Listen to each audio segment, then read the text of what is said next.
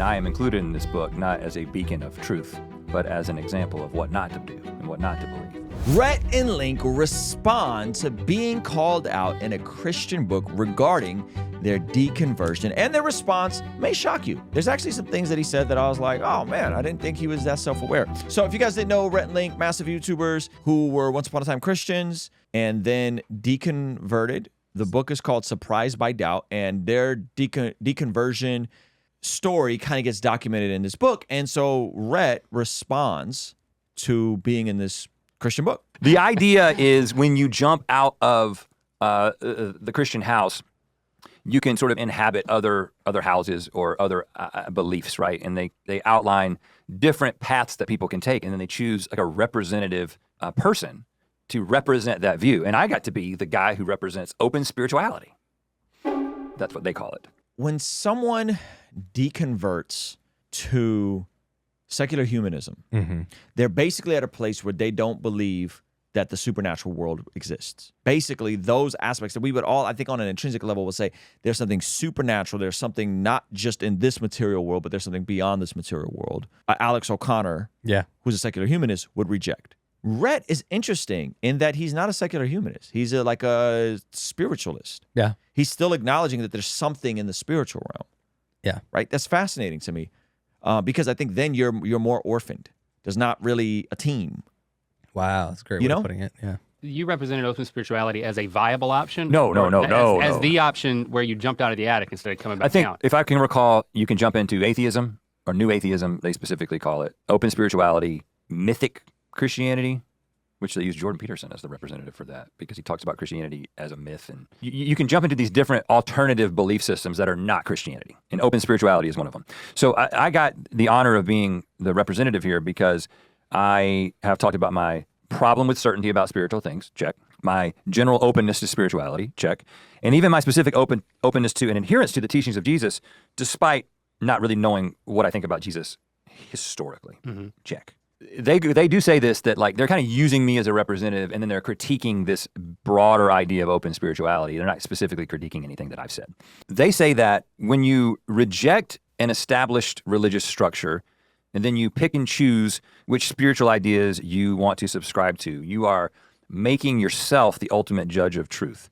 And this is not a reliable basis for a spiritual life. And I would say, I agree. I mean, that's really good. Yeah.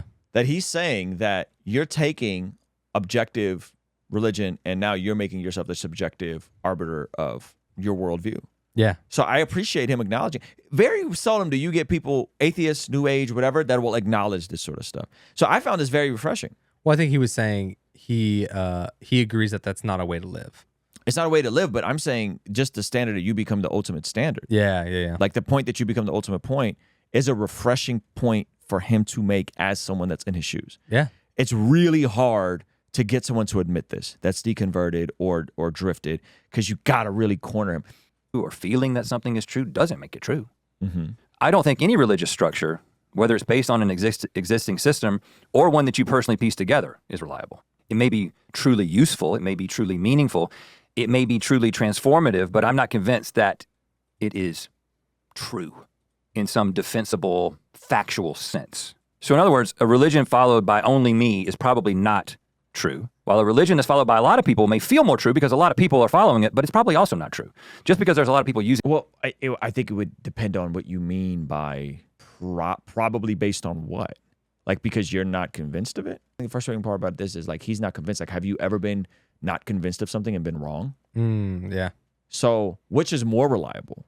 You being the arbiter of your standard and what you feel like is objectively true, or a 2,000-year-old faith that goes back across all continents and has done the most amount of good, objectively measured good for the world, whether in the arts, the science, human rights, women's rights. I think I'm going to side with the one that's done the most amount of good in the world. Totally. Right? With people appropriating it and misusing it and abusing it and misrepresenting it. But it's not even a comparison, right? So like, which one is more reasonable to be true? I think we would reasonably come to the conclusion that Christianity is more reasonable to be true just based on the good it's done, but also based on the fact that objective morality exists, which I don't know if he would affirm objective morality exists. Just because there's a lot of people using the telescope doesn't mean that it's the best or the most correct picture of the sun. So if you, That made no sense. Oh, no. The best or most correct picture of the sun. Isn't that the only thing we have right now? How do you measure the sun without a telescope? Here's the telescope illustration. Maybe we're not. Maybe we're the ones that didn't get it. Just imagine that there are multiple people who have telescopes pointed at the sun. And then there's one guy who starts saying, hey, I think that the sun is in my telescope. You know, I think that my telescope is the thing. Like, it's the right telescope. You know, you're convinced that the thing that gives you your concept of God, in this case, your religion of choice, is the thing that is ultimate, the thing that matters, versus whatever it's pointing to. And I think that for me, was what happened. I think in many ways, it was a complete preoccupation with the telescope itself and a defense of the telescope itself, and being convinced that I had found the right telescope. And I'm learning more and more that my deconstruction was not necessarily a deconstruction of God, it was a deconstruction of my telescope. Okay. I get it.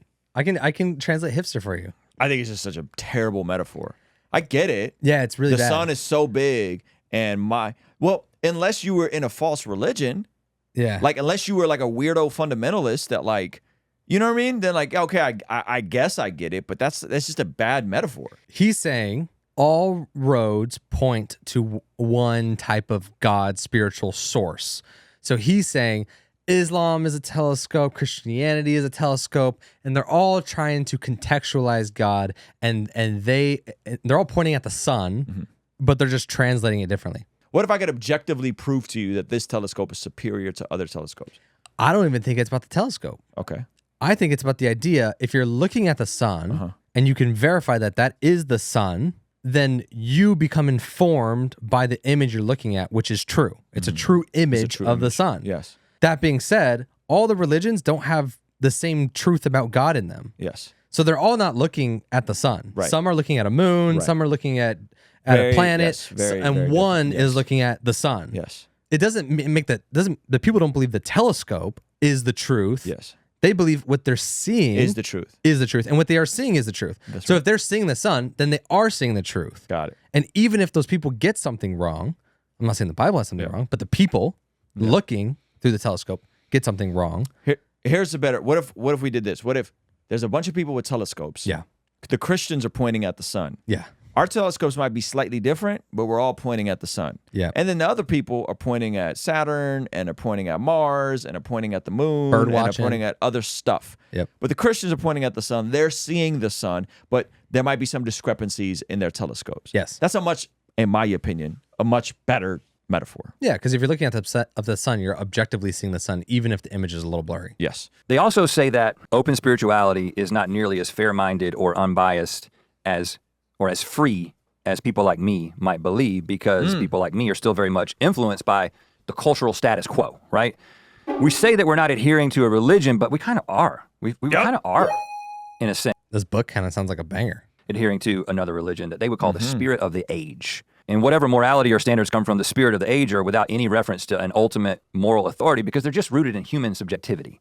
They're not That's rooted in a objective moral source, God, or the Bible. And again, I agree. I actually agree with this point, because I believe what I believe because of some combination of my DNA and my experience. And my experience includes the time and place that I was born. Here's a very, very, very, very, very I'm going to use a hyperbolic example, and you're going to say, oh, this is the minority, this is the fringe, this isn't. The spirit of the age currently says there's no difference between men and women. The spirit of the age says that is a social construct. Gender is a social construct. The spirit of the age says that you have a soul, and your soul could be born in the wrong body. The spirit of the age says that soul could be born in the wrong body, and if at any point you decide to change genders, you can then be what they call gender fluid, or you can be you could just full on change genders. As someone that values human flourishing, which I think he does, we should be objectively able to say that a biologically born male should not be allowed to compete against biologically born women. That is not a net positive for women, that hurts women, that this is objectively bad for women. We covered it a few weeks ago, of a biologically born male competing in women's basketball and a woman getting hurt and multiple women getting hurt in the game and them having to forfeit the game. This is objectively wrong. This is biologically wrong. That is what your religion teaches is good. Now, you could be selective and say, well, no, I don't believe in that. But hey, man, popular opinion rules. That's what the zeitgeist is saying. But that's where we're at. And so now people had trouble arguing with other things that we propagated as correct. But this is one that I think all of society is waking up to and say, hey, we really shouldn't be allowing teenagers who can't get a tattoo and can't drive to take irreversible medication on their bodies that chemically castrate them, which, by the way, it's the same medication that they use to chemically castrate SA offenders. I think people just miss like the logical conclusions of, quote unquote, the spirit of the age does not lead to human flourishing. Because you know what? 90 years ago, the spirit of the age said, we're going to blame the Jews for everything. They're inferior. Let's just wipe them out. That's the danger with the spirit of the age, is you can slide into things that are contrary to human flourishing when there isn't no objective standard. When there isn't no objective morality, people will slide into that. This mind interacting with this world that I am in has resulted in a perspective that I have. I 100% agree with that. I wonder if you would agree the fact that all this stuff started once he started moving away and moved to LA, and that you see this sort of stuff happening to people who move to LA or move to Brooklyn. Because now you're basically just saying your perspective changed because you opened yourself up to a different environment, and then that led to this. Yeah. And so it's the same thing. Is your environment the objective moral truth that's been true for all of human history just because you moved to LA? Religious structures, including Christianity, aren't independent objective systems. They are also a product of their time and place. And I think the more that I have looked into Christianity and into the Bible, I have seen that they, in and of themselves, are the same type of product of time and place. This is not accurate, and this is why. Because if you look at the advancement of any marginalized group of people, the people leading the advance for that person to have rights were people who were inspired by the biblical worldview, the Christian worldview. So if you look at women's rights, and then you look at what Jesus did to women's rights, how were women treated before? How were women treated after? You don't find that in any other religious figure, by the way. How about slavery? People will say, well, Christians had slaves. Yes, the abolitionists were all fueled by their biblical worldview. The slavery we see in the Old Testament was not the same chattel slavery that we saw in the transatlantic slave trade, right? Different type of slavery. Now you can get into a semantics argument about that. I would actually refer people to Wise Disciples video on this, where he goes into dismantling every Bible argument in 5 minutes. He reacted to that. On the cusp of every advancement of human rights was Christians, and Christians being led by a biblical worldview that Moses was interacting with at the top of the mountain. And this God is up there saying, build this in this very specific way, using these very specific materials, sacrifice things in this way. Oh, I want to kill these people. Do this with your slave. And then you ask yourself the question, why does that God seem so different than Jesus? Now, I know what the traditional Christian answer to that is, that it's the same God relating to people who are different. That's not true. To relate. I don't know where you got that answer from. The answer to that would be incrementalism. Is that God reveals himself incrementally and reveals himself in his standards incrementally across space and time. Jesus reveals himself incrementally as God Almighty throughout his ministry. Jesus doesn't pull up and is like the beginning of his ministry. Like, hey guys, I am God Almighty, Yahweh, creator of the heavens and the earth, all things through me. He doesn't do that. He incrementally, and he's doing things and showing aspects like forgiveness of sins, like quoting specific passages from the Old Testament, and he's slowly revealing the gospel plan. He's slowly revealing and he's slowly revealing his salvation. And I think people struggle with this because they want God to fully reveal himself all at once. A much better explanation is the reason that God for Moses on top of that mountain was saying those things is because that God was a product of those people at that time and place. Was he, though? Because those people were pretty savage. The religion around them was doing baby sacrifices.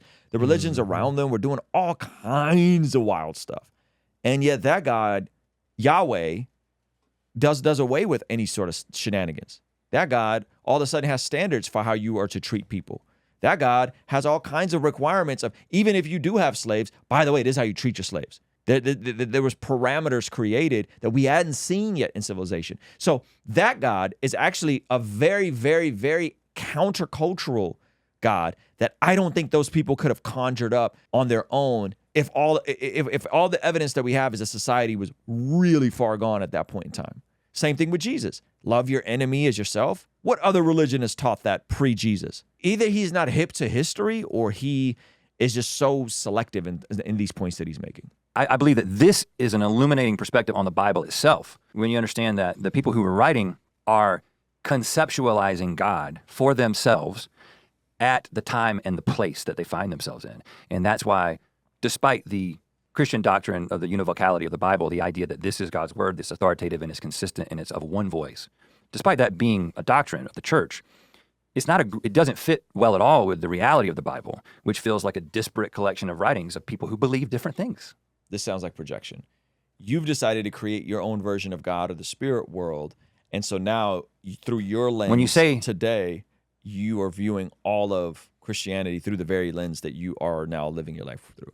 I mean, you see the gospel symbolism fairly early in the story of Abraham offering his son. Like, that's a pretty crazy parallel to God offering his son. Yep. And then Abraham being the only one that it says he was a friend of God. Mm-hmm. Right? So it's like, I don't know how you read even Genesis alone and don't see the tapestry and the beauty connected to the fulfillment of that. I am a product of my time and place. I am submitting to the spirit of the age. Yes, to a point, I agree. I have to agree because I have no choice, because I think that the spirit of the age is determining what we're all thinking, depending on what our starting point is.